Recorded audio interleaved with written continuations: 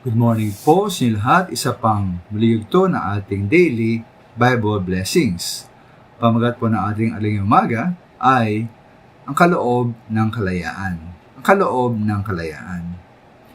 Bilang Kristyano mga minamahal, aling sa Biblia, iniwala tayo na ang pinakaugat ng mga kasalanan, kasamaan at pati krimen sa mundong ito sa kasalukuyan ay isang kasalanang naganap. Nangyari sa Hadin ng Eden.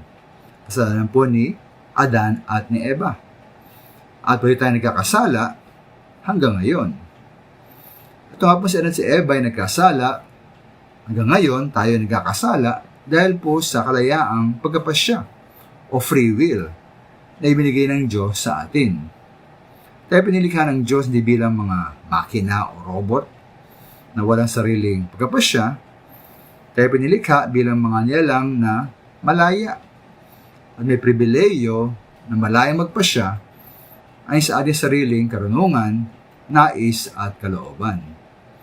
Dahil po sa ating biging malaya nating ipapahayag, halimbawa, ating pagmamahal sa Diyos at sa ating mga mahal sa buhay.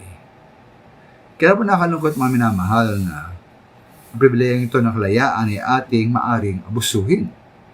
Ito na nangyari nga po sa bayang Israel noong panahon na wala silang kinikilalang hari. Ayon po sa mga Hukom 17:6, ng panahong iyon ay wala pang hari ang Israel.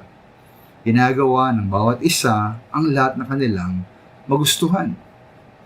Kaya ayon po sa mga Hukom 12:9, tuwing mamatay ang kanilang hukom na mula sa Diyos, muli na naman silang sumasamba sa mga Diyos-Diyosan. Sabi nga po roon, higit pa sa kasamaan ng kanilang mga ninuno, ang kanilang ginagawa. Hindi nila maiwan ang kanilang masamang gawain at katigasan ng ulo.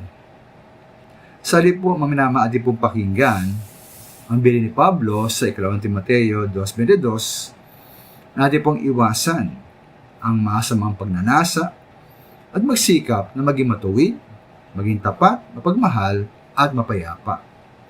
Atin pong gamitin ng wasto ang ating kalayaang magpasya. Nawa tayo po'y magpasya, lagi ng tama at ayon sa kalooban na ating Diyos. Maraming salamat po.